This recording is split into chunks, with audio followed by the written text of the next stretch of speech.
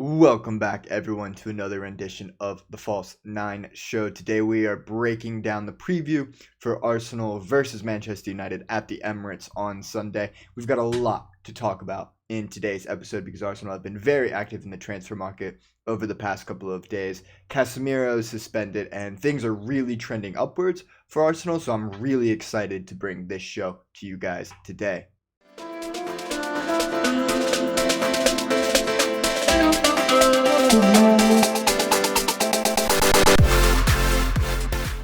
Now, before we get too far into the nitty-gritty of things, I want to start off by saying I don't want to get too much into the transfer news recently because there's a lot. We, of course, confirmed the signing of Leandro Trossard this morning. The club announced that. Ivan Fresneda appears to be closing in on a move. Jakub Kiwior from Spezia came out of nowhere. He's a left-footed center half, also plays midfield. Is, according to Fabrizio Romano and other reputable sources, is closing in on his move to North London. And then it was just announced as we were filming this by Simon Collins, who is a reputable reporter for The Standard, the Evening Standard. He's relayed the information that Arsenal are also interested in a loan move for Eduardo Camavinga, which might be our most exciting business of the window if that is true, especially if it's a loan to option to buy. So I don't want to get too much into things. We'll save a little bit for the end and then we'll do a separate video specifically on the transfer business. So today is going to be mostly like 90% previewing Manchester United versus Arsenal at the Emirates. Now, all of that being said, we do have to talk about whether or not Leandro Trossard is going to be available for this game.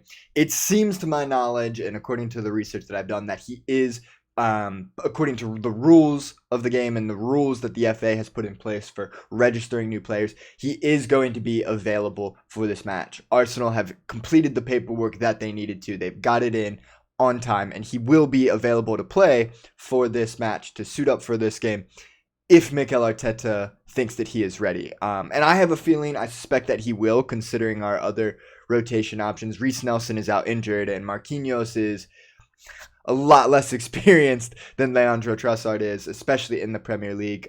He is our most experienced Premier League depth option at the moment. He's on, I believe, 9 goals this term, so he's doing...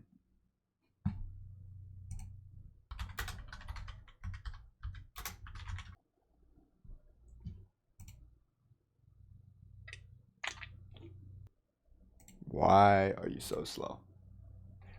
He's on 9 goal contributions in total, 7 goals and 2 assists. 7 goals puts him level with Martin Odegaard, our top scorer. So he's providing a lot of extra firepower to this Arsenal squad. He really was, in my opinion, the perfect signing for us for this window. There are question marks and concerns regarding his attitude, regarding his commitment. However, I'm going to save that for the separate transfer video.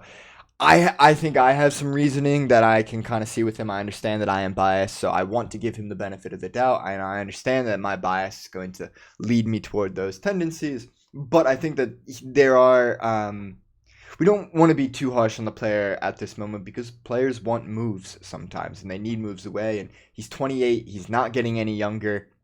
And if he was stuck at Brighton for another year and a half, he wouldn't be getting a move to a potentially bigger club until he was almost 30. So I can understand where the player is coming from with his behavior this window. So hopefully there aren't any attitude issues, and he does appear to be committed. It seems that as soon as Arsenal was involved in the negotiations, he shut out all other clubs, which is the exact opposite of what Mykhailo Mudryk did.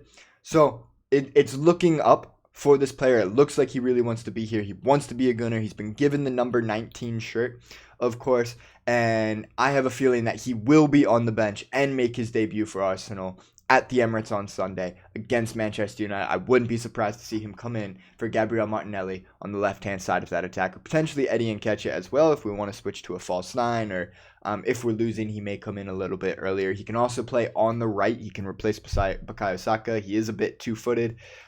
He is naturally right-footed, though, so he doesn't really fit that inside, that inverted winger role that Saka kind of plays, so I don't really see him on the right too terribly much, especially because Saka plays so much.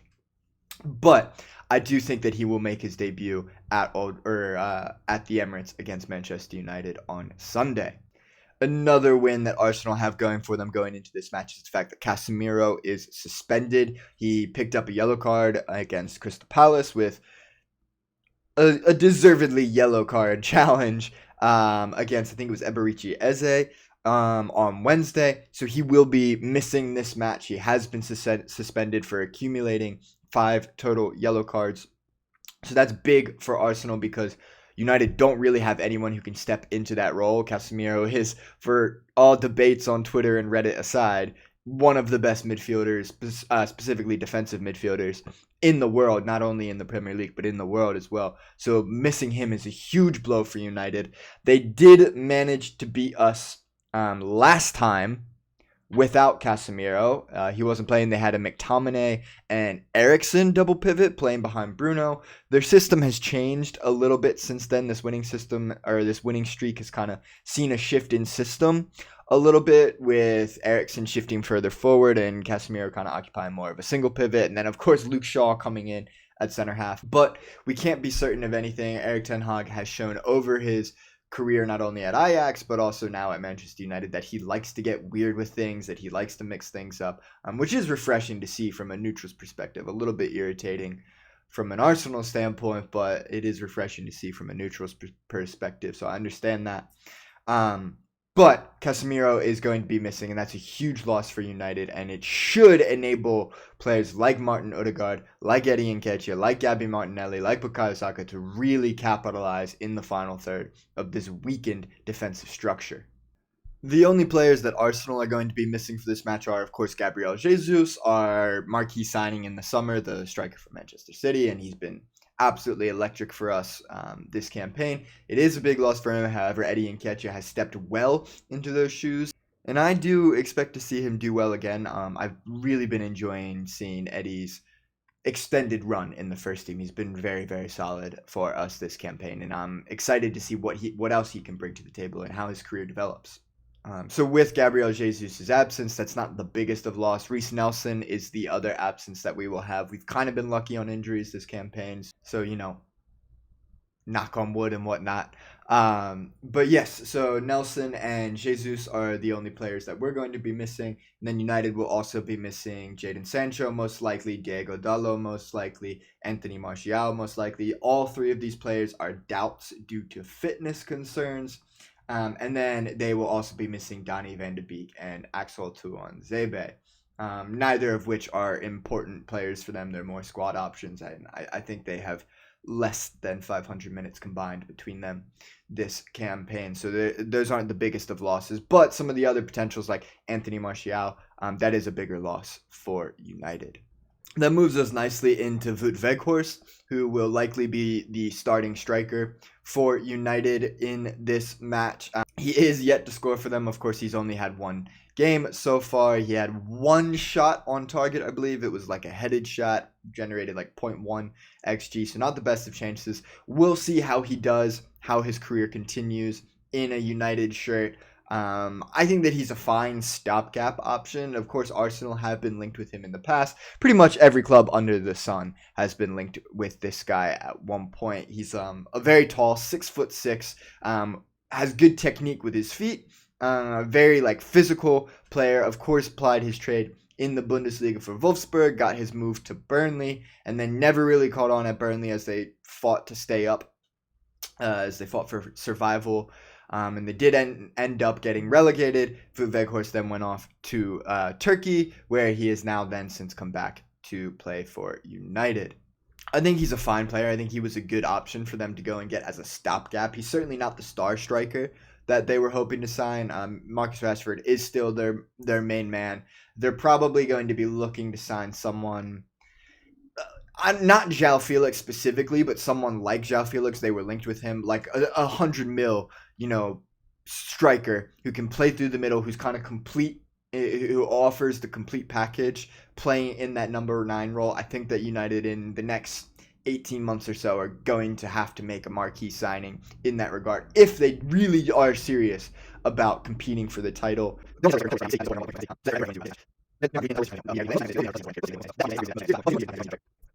Now, this is a potential lineup matchup for the two clubs on Sunday. This is brought to us, of course, by SofaScore. The guys, they're one of the best websites around when it comes to advanced statistics and analysis.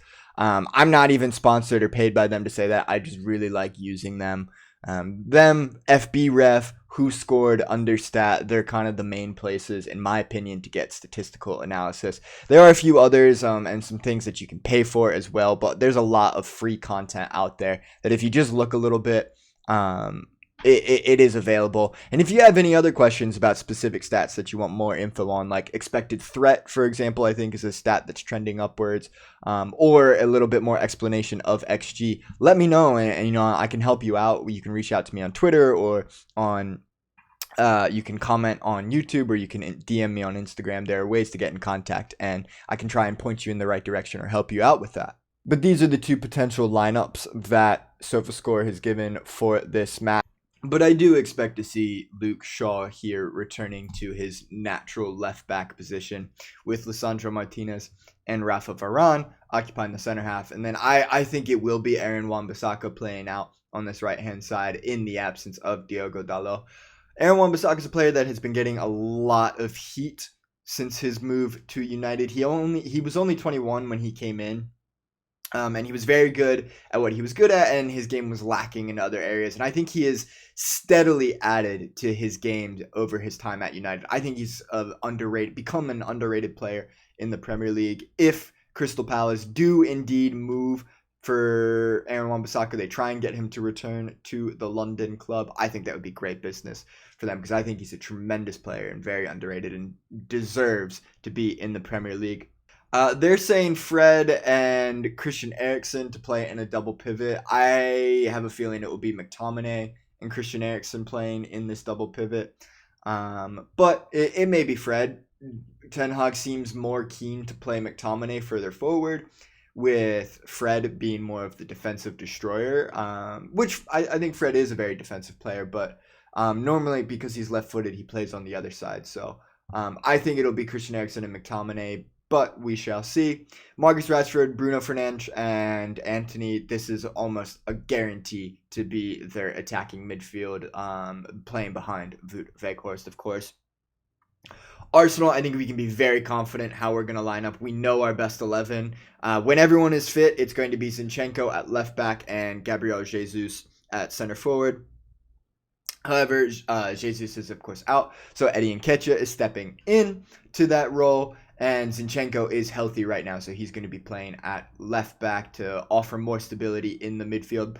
Last game, we didn't have Thomas Partey, so that's a big win for us. We were playing Sambi Lokonga in a single pivot role, which just didn't really work. He doesn't offer the defensive nous, the defensive know-how that Thomas Partey does. So I think that's going to be a big win for us. And for me, that makes us a lot heavier favorites, considering that we were probably the better team when we went to Old Trafford, but didn't come away with anything. And it's not to say that United were bad or United didn't deserve the win, but I think that on the whole of things, we played better, but came away with nothing. I think since we have Thomas Partey now, I think that this will be I don't want to say a sure win for us, but odds are really looking in our favor with Thomas Partey in and Casemiro out.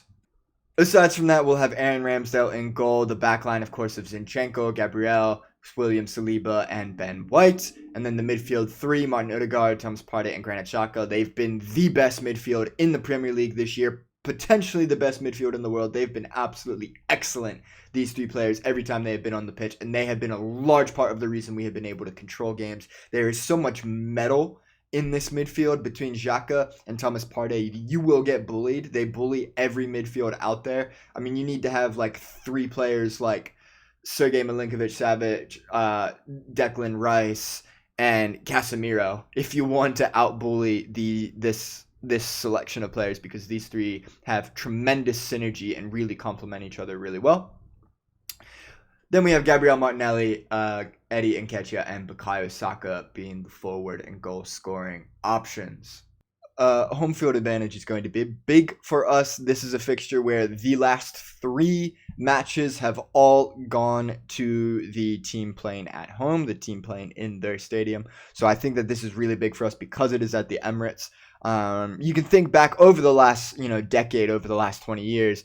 I mean, we have one win at Old Trafford in the last 15 years or something like that, coming under Mikel Arteta, of course. So this is this is a fixture that is often goes to the winner or goes to the home team, just like the North London derby. However, we did break that streak winning at White Hart Lane, Shite Hart Lane. So, never say never. We can't be overconfident. That is one of the intangibles that Mikel Arteta is always stressing, not to be overconfident, that you have to come in, bring the intensity in every single match. You can't let your focus, your guard slip. You always have to be ready. And I think that that's something that Arsenal have gotten really, really good at, especially with the leadership core of Granit Xhaka, Aaron Ramsdale, Gabriel. There's some really, Martin Odegaard, there are some really, really calm, cool, collected heads who have done a very good job. They've been here with the squad for a while. They know what Mikel Arteta wants, and they're very good at bringing and instilling the intangibles in the other 11 players alongside them. So I fully expect us to not let our focus slip in this one and to put another 3 points on the board. One thing that I'm really looking to see from our forwards in this match is more goals from Martinelli and from Saka. They both have gone a little bit cold in the past couple of matches. Not necessarily in terms of their overall play, but more so just in their goal-scoring ability. I would love to see them both get back on the score sheet. We had a match earlier in the year. It was Martinelli, Nketiah, and Saka they scored the 3 goals of the game. I would love for that to continue to be the case in this match. We will, of course, see how it goes. A win is a win, however we get it. Whoever gets on the score sheet, fantastic. But I want to see our forwards get back into scoring form. Hopefully, the bolstering of the squad depth with Leandro Trossard will add that little needed bump, that little needed competition, that little needed spike in energy and intensity in competition to bring the best out of Martinelli and Saka. But, we'll see. Whatever happens is going to happen. It would be fantastic to see Trossard get a goal as well if he does indeed make his debut, which I do expect him to come in and make his debut against Man United. Aside from that, guys, that's pretty much going to wrap things up from the match point perspective. The only other thing that I wanted to briefly touch on was those transfer rumors that were circulating. We did, of course, miss out on Mykhailo Mudryk, which is a blessing in disguise. Let's be honest. 90 plus million is too much for a player of that quality. He is a very good player, and he is a good signing for Chelsea. He's going to be a good player for them.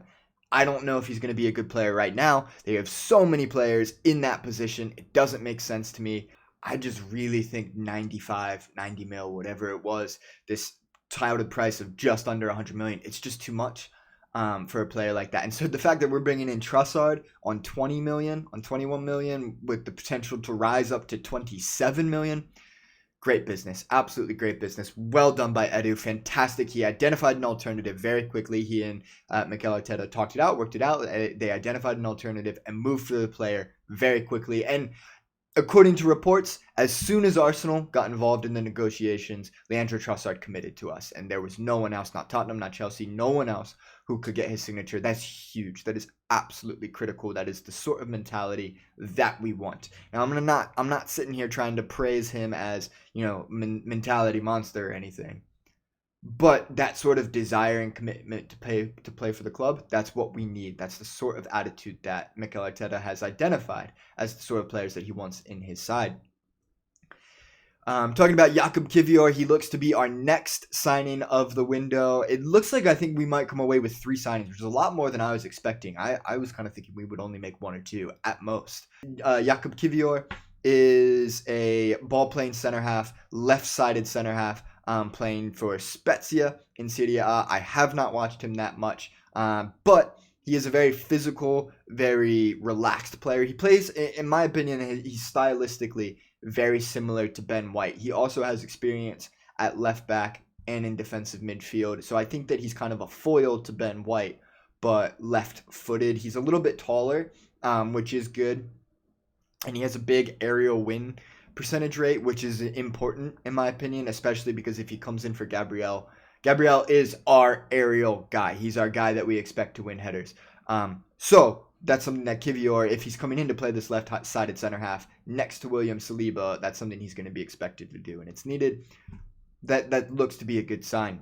Of course, there's also this move coming in for Ivan Fresneda, who looks to be an incredible player, and I like this signing. I want to go more into details in the transfer video talking about why I think we do need another signing at right back, but I think this is potentially a really good signing. Really, really good signing. He was linked with Real Madrid, of course, linked with Newcastle. I think this could be a really tremendous player here. Achoo! The other news that literally just broke 10-15 minutes ago.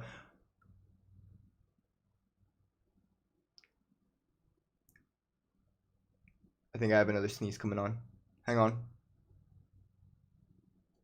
No, we're good. It's passed. Okay, no worries. The other big news that just broke 10-15 minutes ago from Simon Collins of The Standard, who's a really reputable reporter, and he does good work, guys. If you are an Arsenal fan, you need to be reading Simon Collins, Charles Watts. David Ornstein is, of course, the big reporter for Arsenal and the other London-based clubs. But Simon Collins and Charles Watts are specifically Arsenal, and they do a really good job, the two of them. And I think that if you're looking for reputable, unbiased analysis, you should look at those guys. Particularly their written work is really good. Simon Collins, of course, did come out 10-15 minutes ago that Arsenal are looking to loan in Eduardo Camavinga this January. That would be potentially massive. This guy is pipped to play the 6 in Real Madrid. He is either a 6 or an 8. He hasn't really locked down either. He was, of course, at Rennes, in Stade Rennes, in Ligue 1 for the majority of his career. Got this big move as an 18-year-old to Real Madrid in the summer. They also brought in Tchouaméni, who is another really talented French youngster. Eduardo Camavinga is one of those players. He's a Football Manager legend. He's a FIFA career mode legend. He is one of those players whose ceiling is sky high, stratospheric. He is potentially world class. I'm not going to say that he is world class right now, but he is potentially world class and would be a tremendous player, especially if this loan has an option or an obligation to buy. Unreal business from Edu and Arteta, that if this is true, again, this is all speculation, so I don't want to go into too much detail about it right now, but that is a huge statement for a club like Arsenal. It is, again, a return to being a top club, a club that competes for the Champions League, a club that wins Premier League titles. All right, everyone, thank you so much for joining today. It is a really exciting match this weekend, and I hope that you guys are looking forward to it just as much as I am. If you like this video, if you want to hear more about the transfer news, please leave a comment, like, subscribe. All of those things really help us out in the algorithm. It makes a big difference, especially for the smaller channels like us. So please let me know your thoughts. If you have any questions, comments, concerns, please leave them in the comments down below, and I look forward to seeing you all on Sunday.